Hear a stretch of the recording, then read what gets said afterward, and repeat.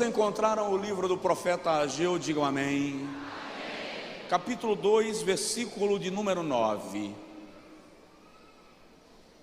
Olha que texto lindo. Eu não vou falar muito, quero apenas lhe contextualizar, lhe apresentar em que cenário esse texto foi proferido. A glória desta última casa será maior do que a da primeira, diz o Senhor dos Exércitos. E neste lugar darei a paz, diz o Senhor dos Exércitos. Só quem crê, diga amém.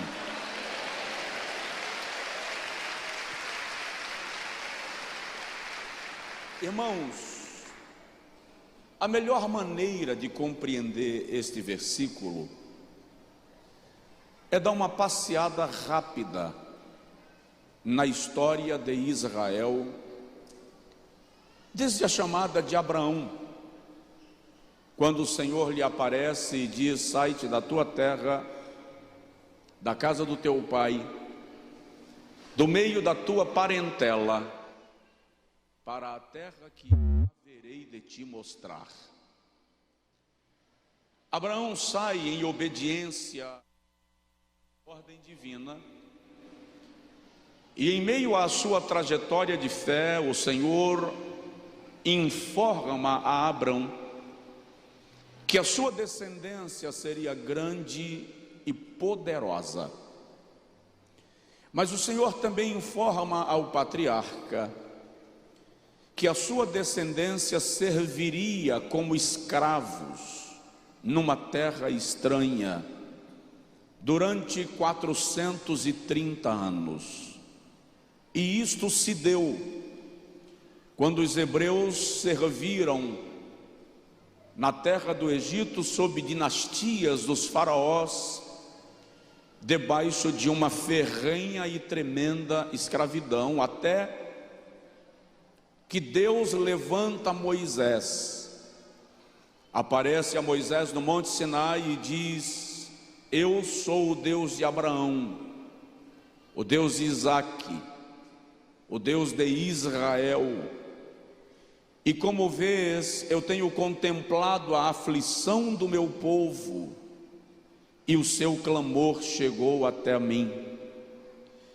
E o Senhor diz a Moisés: vai tu, pois, Moisés, e livra a Israel da casa da servidão. É um período conhecido à luz da Bíblia pela maioria dos leitores comuns da Bíblia Sagrada. Israel é retirado do Egito com mão forte e com o braço de Deus estendido para lhe livrar. E depois de 40 anos peregrinando no deserto, habitando em tendas, comendo do manar que o Senhor fazia cair do céu, Israel entra na terra de Canaã, liderado por Josué, sucessor de Moisés.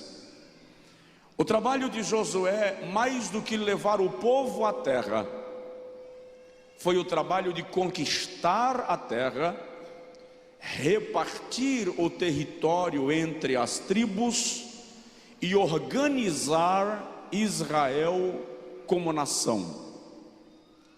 Depois da morte de Josué, Israel é governado, guiado e liderado por cerca de 480 anos, por juízes diversos, que o Senhor levanta para julgar a terra e para conduzir o seu povo de acordo com a lei do Senhor. O último dos juízes foi Samuel. E é no tempo de Samuel que Israel clama por um rei, porque as demais nações também tinham reis, e Israel queria ser semelhante a elas. O primeiro rei ou governador estabelecido sobre Israel foi Saul, que reinou 40 anos sobre Israel e encerrou o seu reinado de maneira mal sucedida, tendo cometido um suicídio com a arca de Deus despatriada. A arca estava em território filisteu, na fronteira entre as duas nações. Davi, tudo isso é para você compreender Ageu. Davi assume o trono de Judá e Benjamim, e depois de alguns anos reinando sobre Judá e Benjamim, Davi se torna rei de toda a nação, e aquele é um tempo de glória para Israel. Davi era um líder respeitado pela sua história de batalhas, por suas vitórias. Durante o reinado de Davi, todos os inimigos de Israel foram exterminados completamente. Ao longo de 30 anos, 33 anos, Davi reina e estabelece Israel como nação respeitada. Os inimigos de Israel silenciam e já não se levantam, tanto porque Davi era um homem de batalhas, quanto principalmente, porque claramente Deus estava com Davi, lhe fazendo bem sucedido, onde quer que ele colocasse o seu pé para batalhar. Depois do reinado de Davi, Salomão assume o trono, e o reinado de Salomão dura mais 40 anos. Eu já ouvi alguns pregadores dizendo que o reinado de Salomão foi pacífico, porque Davi era um homem sanguinário e Salomão era um homem sereno, calmo, tranquilo. Na verdade, o reinado de Salomão foi pacífico, porque Davi eliminou todos os inimigos de Israel e entregou a Salomão a nação pronta para prosperar, pronta para crescer. A função de Salomão é organizar Israel na sua infraestrutura, organizar a economia de Israel, construir palácios em Israel, em Jerusalém, para caracterizar a capital. E dentre os palácios que Salomão constrói, ele decide construir um templo para Deus, que na verdade é uma missão que ele recebe de Davi, quando recebe o trono. Salomão recebeu toda a estrutura, reserva financeira para a construção do templo. Que detalhe, a expressão bíblica no hebraico não é templo, é palácio. O que se estava construindo em Jerusalém era um palácio para Deus. Salomão demorou 14 anos construindo o palácio para Deus. Só para você ter uma ideia, uma equipe de construção norte-americana calculou: se fôssemos construir hoje o templo de Salomão, com todas as suas dimensões e o mesmo material que ele utilizou, nós teríamos que investir a ninharia de 7 bilhões de dólares. Aquele era o palácio para Deus. No dia da inauguração, há glória, há festa, a casa estava cheia. Interessante, a Bíblia diz que não houve pregação. Segundo o livro das Crônicas, capítulo 5, versículo 13 e 14, diz que quando o coral terminou de cantar e a orquestra terminou de tocar, a glória do Senhor encheu a casa de maneira que os sacerdotes não conseguiam se colocar de pé, por causa da presença da glória do Senhor. Aleluia! Aquele é o tempo em que Israel vive sua era de ouro, vamos assim chamar. Mas 40 anos depois do reinado de Salomão, seu filho assume o trono, Roboão. E nos dias do filho de Salomão, Israel foi dividido em 2 reinos. Reino do norte, Israel, cuja capital era Samaria, e reino do sul, cuja capital era Jerusalém, ou reino de Judá. Alguns anos depois desta divisão, Tiglat-Pileser III da Síria invade e destrói o reino do norte, desterra as 10 tribos ao redor do mundo, e o texto diz claramente que o Senhor quis preservar a Judá. Mas ao longo dos anos, o povo de Judá vive ciclos de avivamento e de decadência. Um rei, isso está no livro das Crônicas, um rei se levanta, restaura o reino, restaura o culto, reorganiza a casa, restabelece a adoração.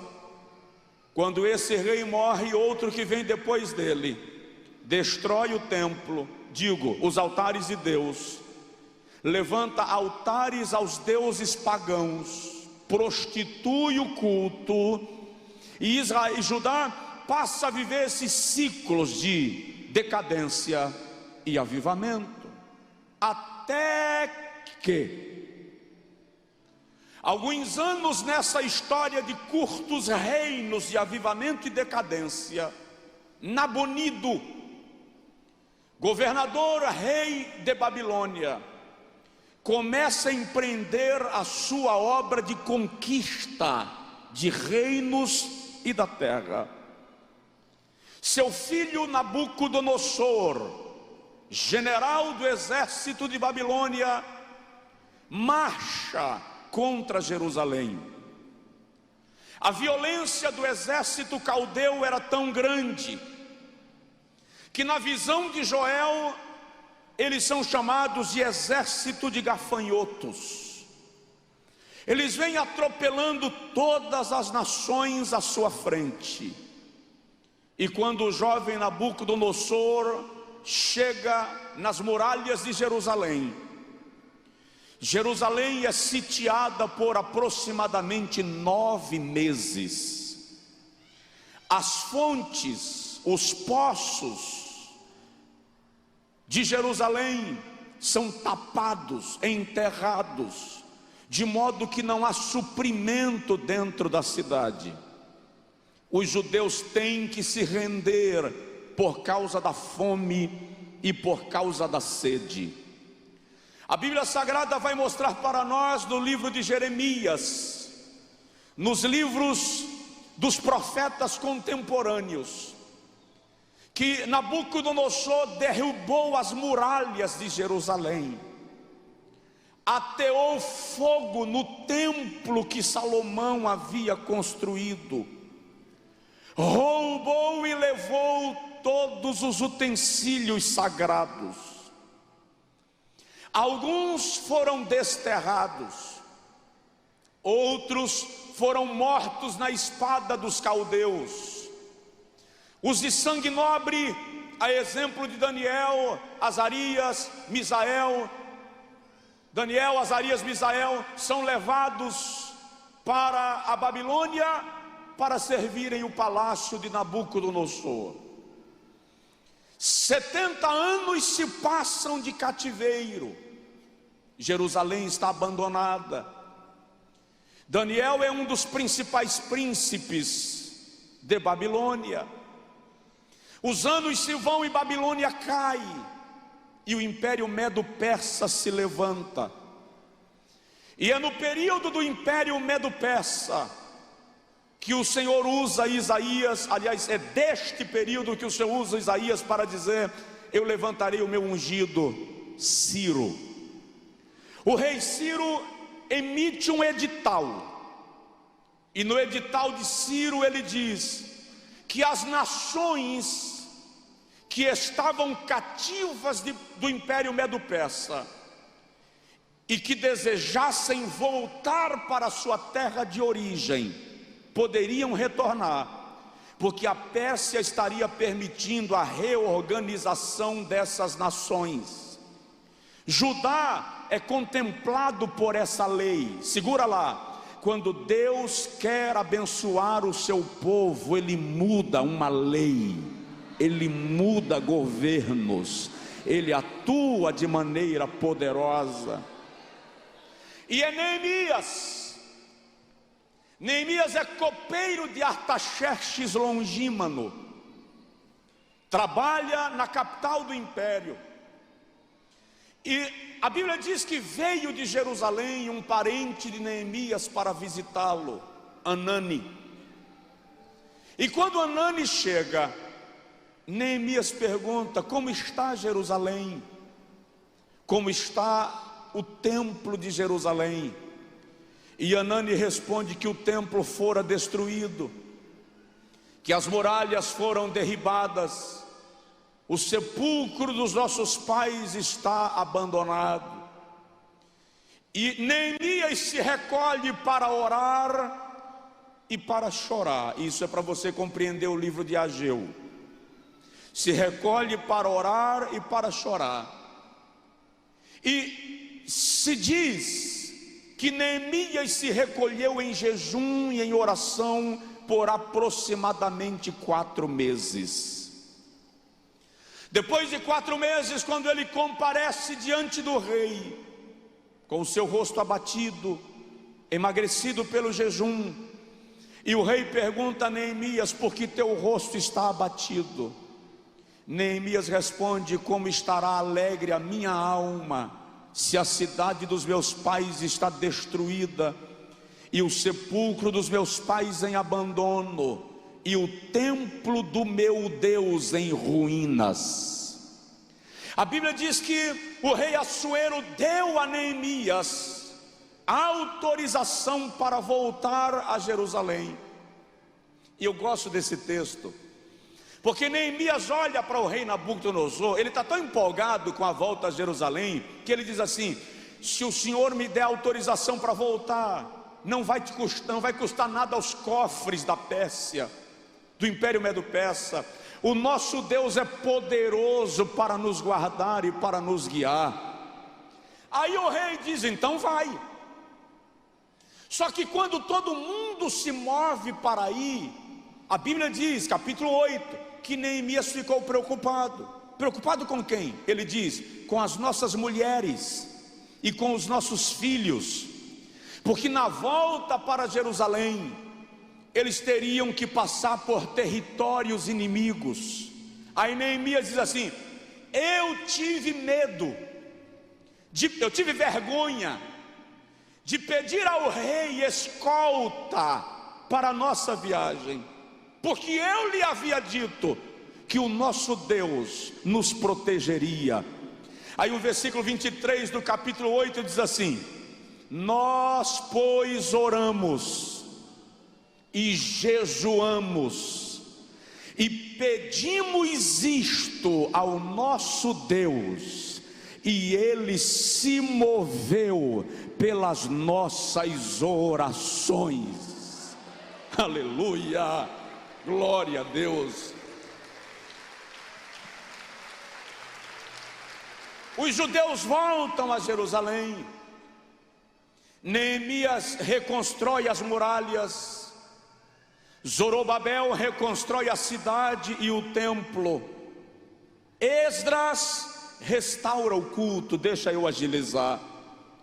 Esdras restaura o culto.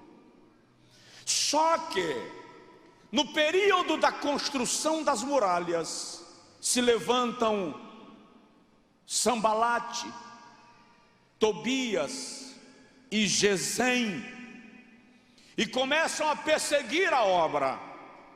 Neemias resiste e conclui a construção. No período da construção do templo, há um desânimo generalizado, tanto pelo medo dos inimigos, quanto pela mentalidade escrava. O povo se afasta da construção do templo. A casa de Deus foi abandonada. O culto perde a força. O avivamento arrefece. É neste cenário que Deus levanta o profeta Ageu. No momento que a obra parou da construção do templo, uma análise da cronologia vai revelar que o templo ficou parado por 10 anos. Os espinhos já tomavam conta da construção, que já se tornavam ruínas. Então Deus levanta Ageu e diz assim: é lícito, é hora de vocês habitarem em suas casas luxuosas, em vossas casas forradas, de piso batido, com os vossos jardins planejados, enquanto a minha casa está em abandono. O Senhor, usando Ageu no capítulo 1, diz: por isto vocês plantam e não colhem, e quando colhem, o que colhe não é suficiente, o vosso salário não dá para nada.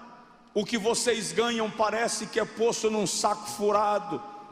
Deus está dizendo que Judá estava enfrentando uma crise econômica, porque as coisas de Deus estavam abandonadas. Presta atenção nisto. Quando o povo de Deus abandona as coisas de Deus, a crise bate na porta. Então o Senhor, usando Ageu, diz: ide, subi ao monte, trazei madeira, edificai a minha casa, e dela eu me agradarei, e eu serei glorificado. Preste atenção, ao contrário do que muita gente pensa, a casa de Deus não é para ser tratada de qualquer maneira. Digo isso porque eu já vi gente falando: o templo do Espírito Santo somos nós, então as 4 paredes não significam nada. Está enganado. Desde agora estarão postos os meus olhos e atentos os meus ouvidos à oração que se fizer neste lugar. Aleluia. Então eles começam a reconstruir o templo, voltam à obra. Só que tem um problema: Ageu está lá, Ageu é profeta daquele tempo. Quando terminaram a construção do novo templo de Jerusalém, os velhos, os idosos, que conheceram o templo de Salomão, ficaram tristes. Quando terminou a reconstrução do templo de Jerusalém, os idosos que conheceram o templo de Salomão e lembravam da grandeza do templo de Salomão, começaram a chorar, ficaram tristes. Por quê? Porque não é tão grande como o primeiro, não é tão poderoso, nobre como o templo de Salomão. O de lá tinha ouro, o daqui é de pedra bruta, o outro era de engaste, de marfim, as pias eram de ouro, os de agora são pias de madeira. Era muito mais pobre do que o primeiro. Então a construção do segundo templo, em vez de ser motivo de festa, começou a ser motivo de choro e de tristeza.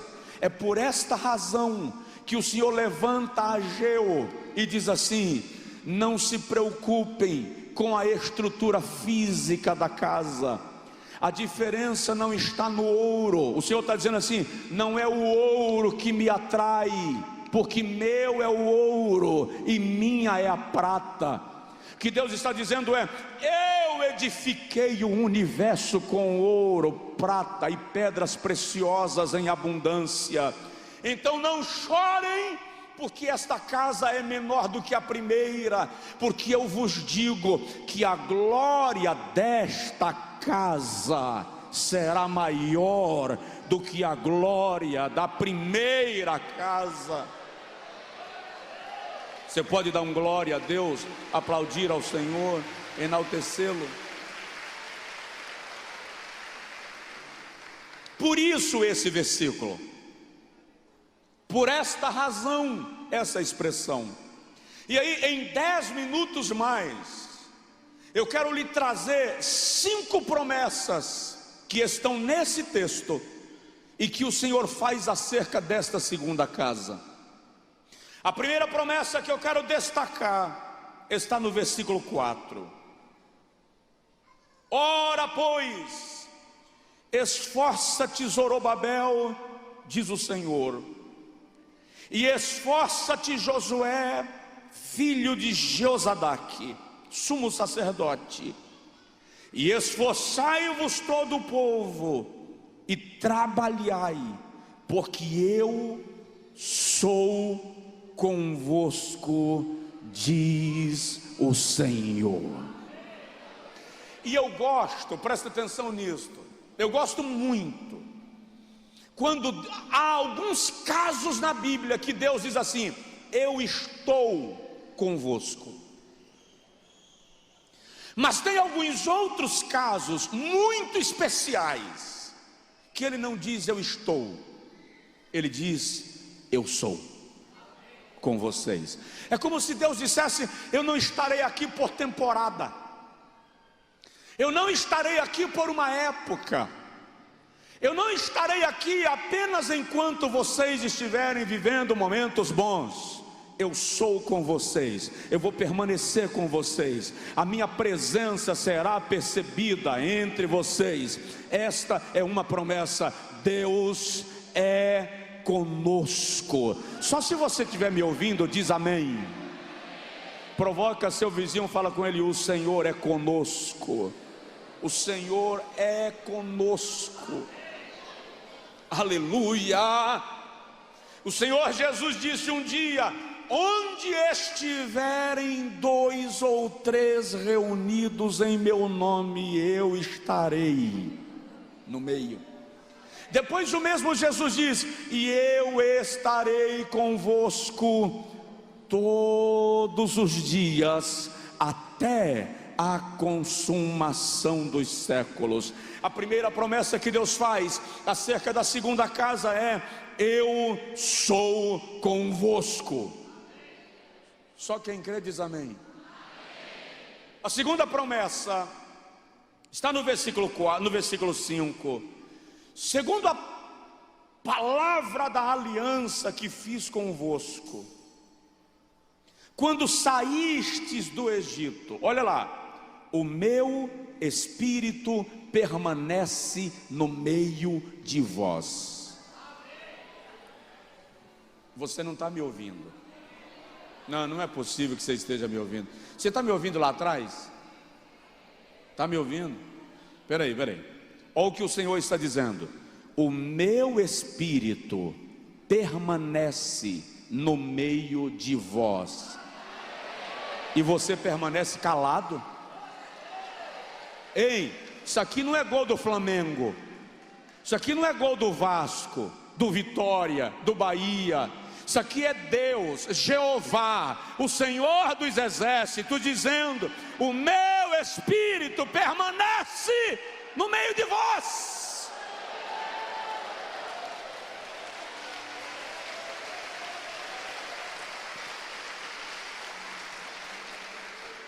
Seu time faz um gol e você assusta até o vizinho com o grito. Jeová diz: o meu Espírito permanecerá no meio de vós, e você não reage? Você não entendeu? Não entendeu?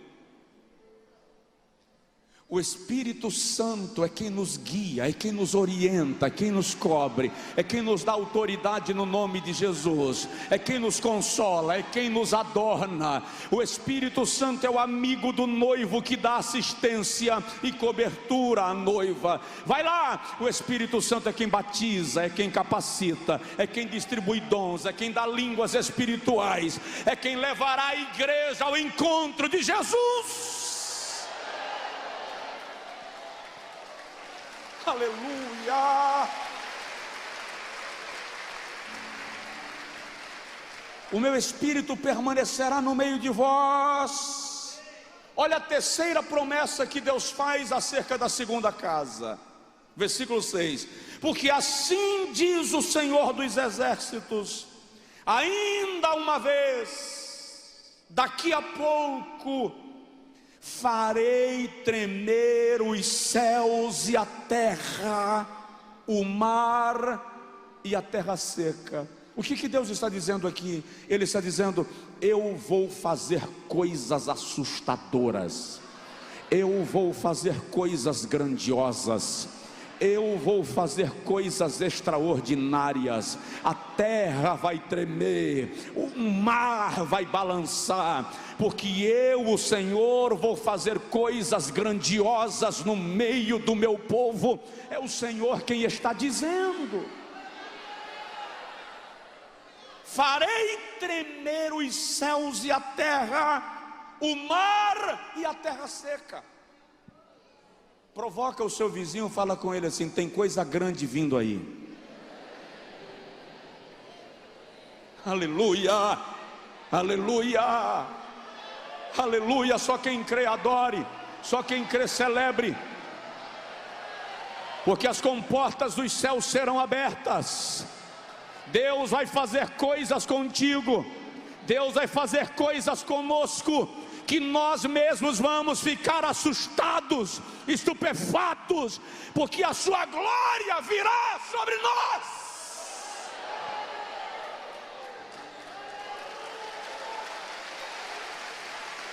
Ora elegante, ora mandada bagar.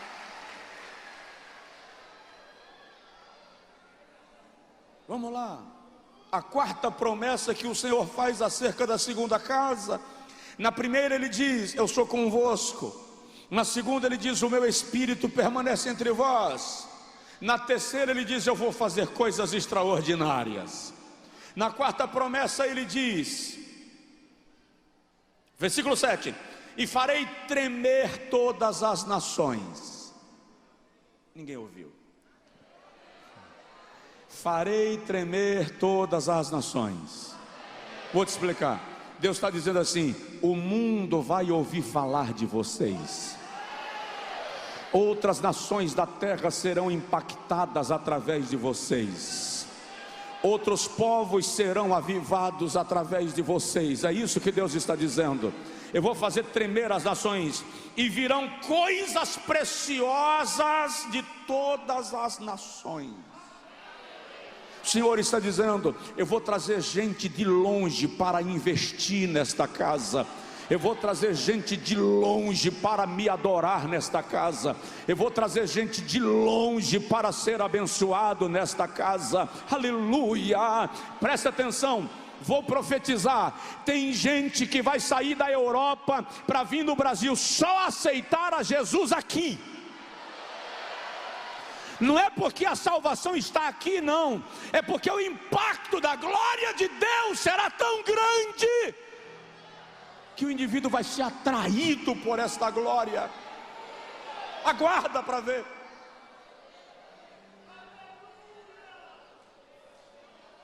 Aleluia, aleluia, glória a Deus. As coisas preciosas das outras nações virão. Eu profetizo que Deus vai levantar mantenedores, Deus vai levantar investidores, Deus vai levantar semeadores, Deus vai trazer coisas preciosas e colocar à disposição desta igreja, porque a visão desta igreja é de evangelizar a Bahia, o Nordeste, o Brasil e o mundo. Deus vai abrir as comportas dos céus sobre aqueles que se dispuserem a Ele. Haverá milagre. E sabe o que é interessante? Eu gosto disso, que os camaradas estavam chorando por causa do ouro do templo, do primeiro templo. Eles estavam chorando por causa da riqueza do primeiro templo. Aí o Senhor Jeová diz assim: deixa eu contar um negócio para vocês que vocês não sabem ainda. O ouro é meu, a prata é minha, eu trago de onde eu quiser, porque são meus. A glória desta segunda casa será maior do que a glória da primeira. E ele conclui dizendo a quinta promessa, versículo de número 9: neste lugar eu darei a paz. Neste lugar eu darei a paz. Neste lugar eu darei a paz. O Senhor está dizendo: pessoas vão chegar aqui atribuladas, e só pelo fato de terem entrado na minha casa, sentirão a minha paz inundar os seus corações. O Senhor está dizendo: tem gente que vai chegar pensando em suicídio, e a minha paz vai inundar a sua alma, e ele vai sair ávido para viver. Neste lugar eu darei paz. Então, qual é o segredo para a glória da segunda casa ser maior do que a glória da primeira? Eu sou convosco, o meu Espírito permanece no meio de vós, eu vou fazer tremer os céus e a terra, eu vou trazer as coisas preciosas das outras nações, e neste lugar eu darei a paz. É por essa razão que a glória da segunda casa será maior do que a glória da primeira. Só quem recebe dá um brado de glória a Deus e aleluia. Fica de pé, por favor, em nome de Jesus. Provoca o vizinho e fala com ele: a glória será maior.